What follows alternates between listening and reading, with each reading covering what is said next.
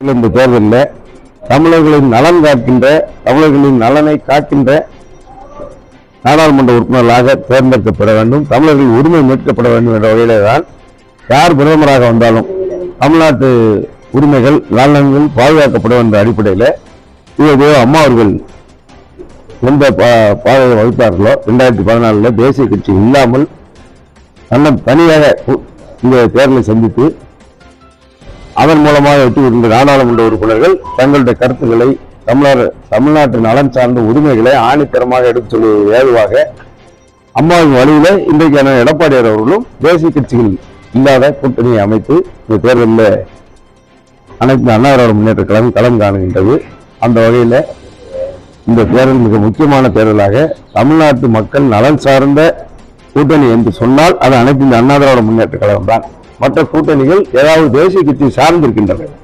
அந்த தேசிய கட்சியை சார்ந்திருக்கின்ற நேரத்தில் அவர்கள் வெற்றி பெற்றாலும் கூட்டணி தர்மத்தின் அடிப்படையில் தங்களுடைய கருத்துக்களை தமிழ்நாட்டு நலன் சார்ந்த விஷயங்களை ஒரு அளவிற்கு மேல் அங்கே அவர்களை வலியுறுத்த முடியாது, வற்புறுத்த முடியாது.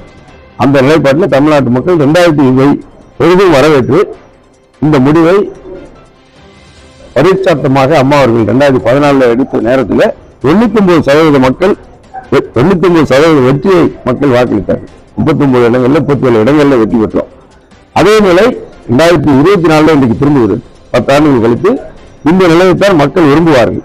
தமிழ்நாட்டு மக்கள் தேசிய நலன் சார்ந்த பிரச்சனை இல்லை, தமிழ்நாடு தனித்துவமாக இருக்க வேண்டும், தேசிய கட்சிகளை சாராத நிலை இருக்க வேண்டும் என்ற நிலைப்பாட்டை எடப்பாடி எடுத்த நிலைப்பாட்டை மக்கள் பெரிதும் வரவேற்ற நிலையை காட்சியை கடந்த 25 நாட்களாக பிரச்சாரம் செய்கின்ற நேரத்தில் பரப்புரை செய்கின்ற நேரத்தில் மக்களிடையே அந்த எழுச்சியை வேகத்தை காண முடிந்தது. எனவே வெற்றி வாய்ப்பு மிக பிரகாசமாக இருக்கின்றது.